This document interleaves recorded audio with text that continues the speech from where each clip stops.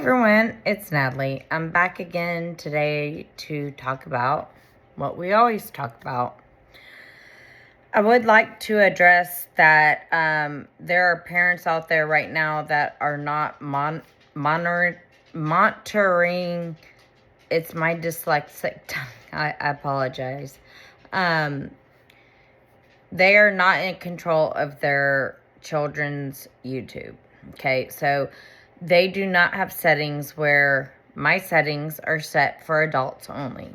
So we have had children coming on here saying really disgusting, horrible things to not only me, but other people. And my moderator has been taking the comments down, including me, and reporting them.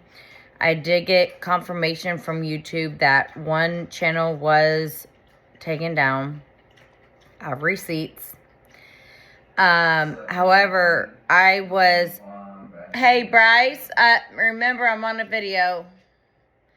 I had someone be a smart butt and send me a video of darkness, I guess of her dancing, saying, her name was Libby, you haven't got me yet. And it's almost like, it's like a middle school gang. And then there's like a man involved that's like stalking all the movements of what's going on, saying he took screenshots, saying that I called someone I don't know what he said, but I didn't name call. I just stated facts. If you could please go on the community guide comment or the community, what is it? Where a community post. They are attacking me once again. These are children and a grown-ass man or woman saying that he has screenshots of me calling someone like I don't even remember what he said because I didn't do that. All I did was state facts that they're acting really inappropriate on a channel that is for abuse survivors. And YouTube told me, because they checked my channel out, and they've checked it out many times, that we are a protected community due to the abuse surviving therapeutic and healing journey that we're on. So if you could go on the community post, report these people. If I report them, it automatically just goes away. So you guys never see it. But if I have numerous people reporting on them, they will get their channel taken down. And it'll be very hard for them to get a new channel because Google and your phone number are connected. This is what they don't know. So even if you start a new Google account, you have to get a code from your phone number to proceed on YouTube. So they would have to change their phone number to get a new account.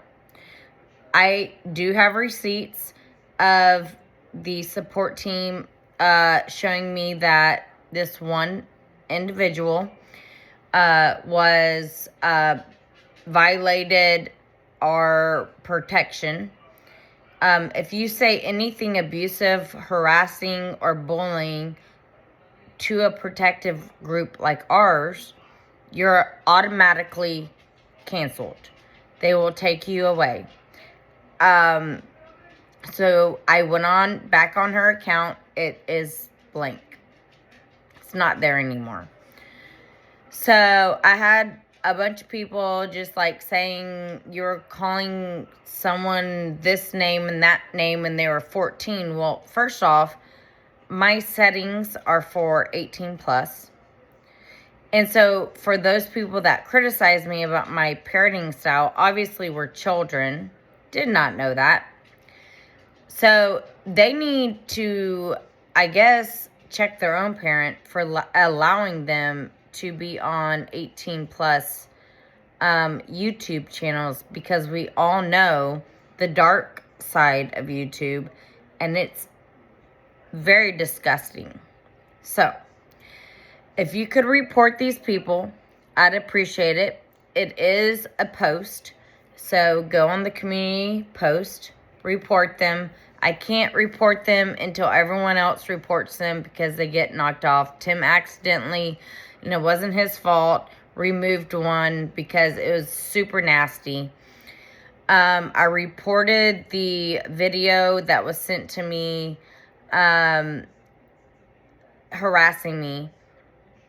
I don't know what's going on, but these children are out of control.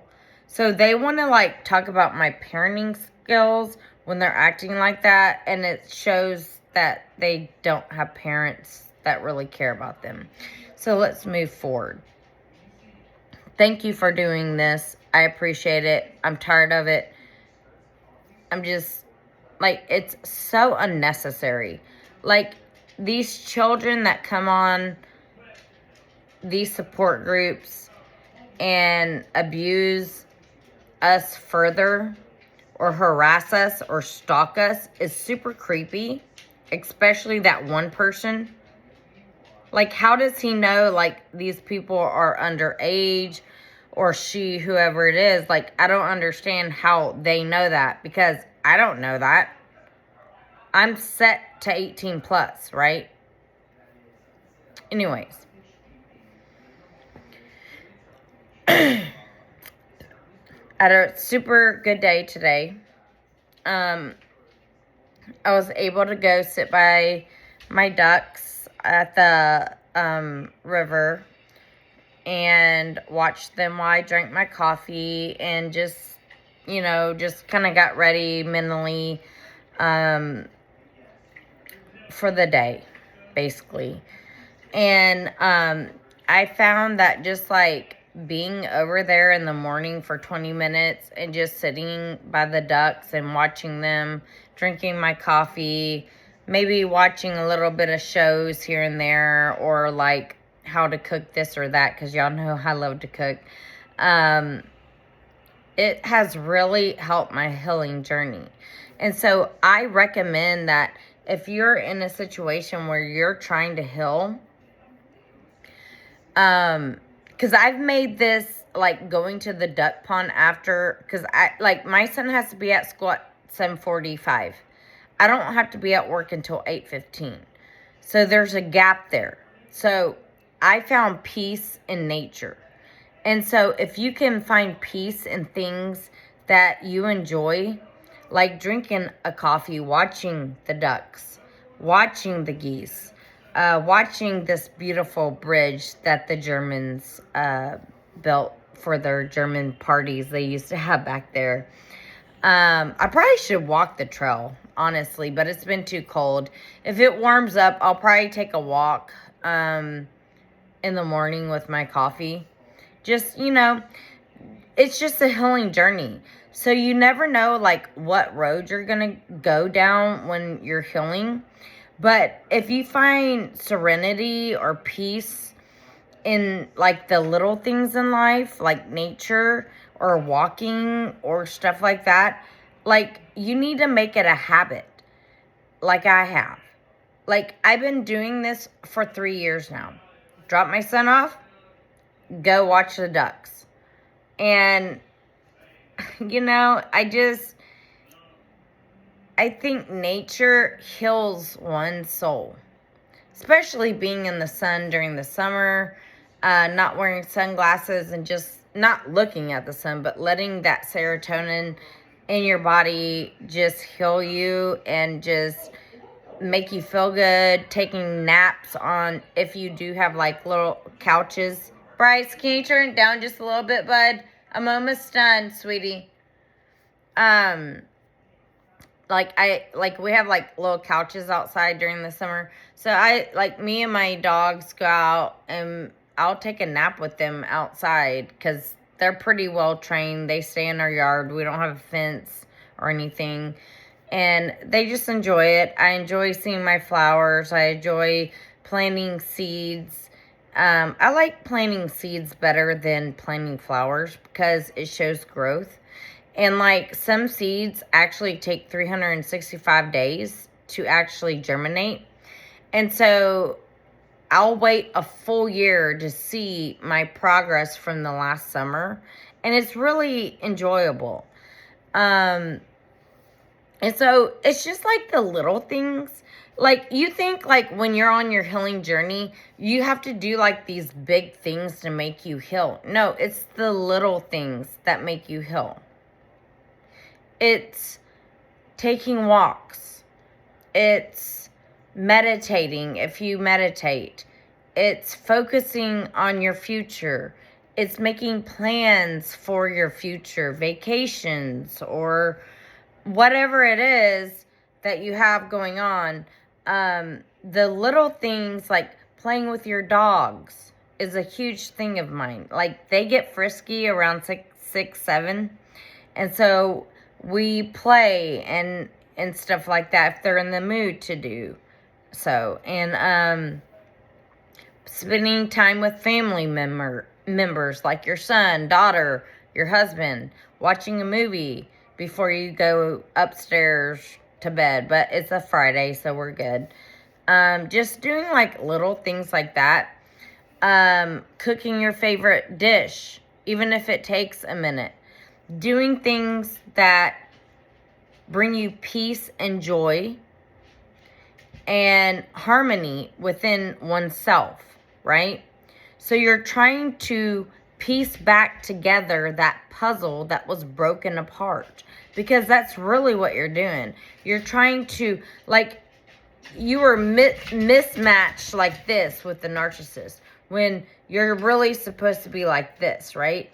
So you're trying to figure out which puzzle piece goes together so you can get your life back on track and you can heal in a very vibrant way. And it is so very important that you don't isolate yourself from your family, because healing can be isolating. I will be honest. It can be. And it's okay to have time to yourself. An hour, 2 hours, if that's what you need, to go in another room and watch a movie by yourself, or listen to your podcast, or take a walk, or play with your dogs, or just being left alone and letting your husband take care of the children. I think that's okay. I think every mother deserves a break once in a while. It's not a bad thing to ask, hey, like I wake up at 4:45 a.m. every day. I cook, I clean, I go to work, I do all the errands, I do the grocery shopping, everything. Do you mind if I have an hour or two to myself? And my place is my home. I don't like shopping, really, to be honest. I don't like going to stores. I don't like spending money. If I need something, I'll buy it online. I'm a homebody. I'm that type of person that, like, I'd rather just be to myself, think through things, or play with my dogs, or play with my son, or something like that, then go out and like go to a bar or something. Like I can count on one hand how many times I've been to a bar, like literally, or a club even. Like have I been to a club? I don't know. Maybe I have. I don't know. But it's just like, I like peace and quiet and serenity. Because when you are surviving from abuse and you are trying to heal that fracture, it's almost like you're wearing a cast in your soul, in your mind, in your mental, everything. So eventually that cast, and it might take years, will repair what is injured. And then you get to cut the cast off. And although you have the memory of breaking an arm, a leg, a foot, whatever,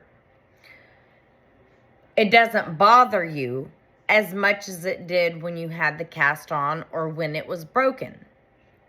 So you find peace and tranquility within your own self of knowing your self assurance that you've made right decisions, that you are doing the right thing in life, that you are having morals and values, and that you will no longer allow people in your life to treat you or mistreat you in a certain manner that you do not accept, appreciate, or even used to, even though we get used to it, or maybe we were already used to it, so we didn't notice it at first.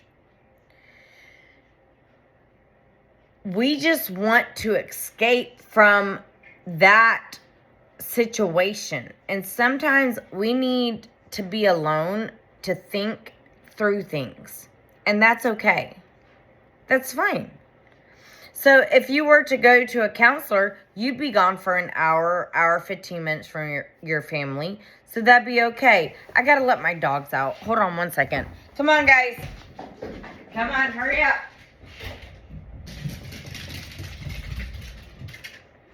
Chloe. Come on, girl. Chloe. Chloe.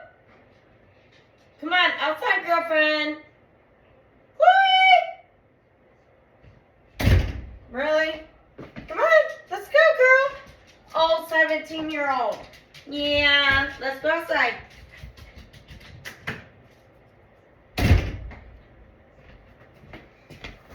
Sorry about that. But I have found peace in and it's sad, isolation. I've found peace in isolation, and that is because I have been through so much trauma to the point that I need to just be left alone for an hour here and there. And my husband totally understands it. He gets it. Sometimes he needs isolation. He works hard, right? I need some water. Hold on, because I'm still dealing with the flu. And you have to respect that. And if your partner or your son or daughter or whoever says, hey, can I have time to myself? You should respect that and say, yeah, sure. Maybe they're just wanting alone time, and that's okay. So you have to find your own peace, your own tranquility, your own way of healing, because everyone heals different. The way I heal may not be the way you heal, right? So when you find out, like through repetition or whatever it is, like me going to the duck pond or the river in the morning and drinking a coffee and just like watching the ducks, that brings me joy. And then I go and have more joy with my students, right? You have to find these things. Like if you're a walker, if you're a runner, if you're someone that likes to exercise, if you're someone that likes to cook, it could be anything like that. If you like to clean, if you like, it could be a million things that you like to do that brings you joy, taking care of animals, whatever it is. That is your healing process. And you make it part of your life and every single day to make sure that you are in a repetition of healing. Because if you slip up, and let's say you've been healing for months, right? And then something happens, like me. You get depressed. Your healing stops. It really does. And then you're kind of stuck, like you're trying to heal, but you're depressed over some situation. You have to bring yourself out of that. Go seek professional help like I did, okay? When you recognize that you're depressed or have anxiety or something like that, immediately go get help, because your healing process is going to be burdened by that depression. Okay? So you have to find a way to say, I'm not going to stop healing, but I'm also going to fix this other problem.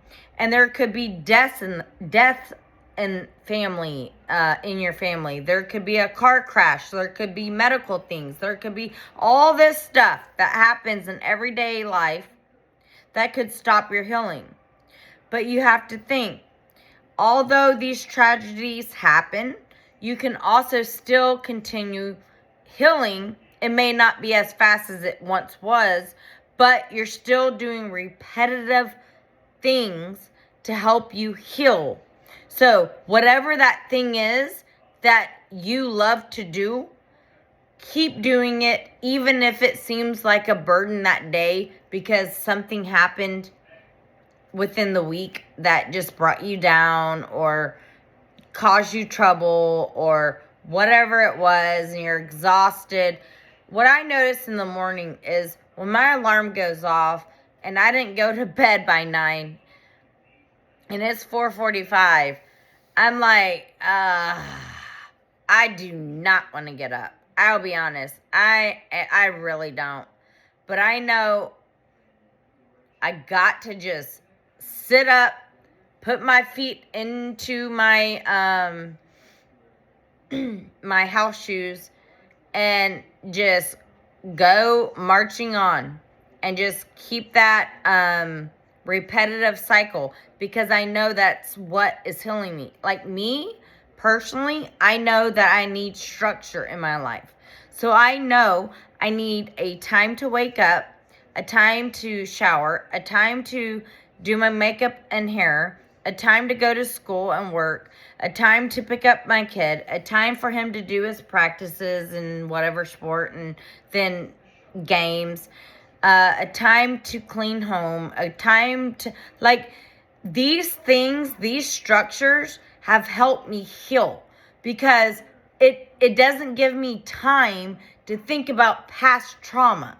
It keeps me focused on the future of my life instead of the past. All right, guys. Peace, love, and harmony. Love you guys. Bye.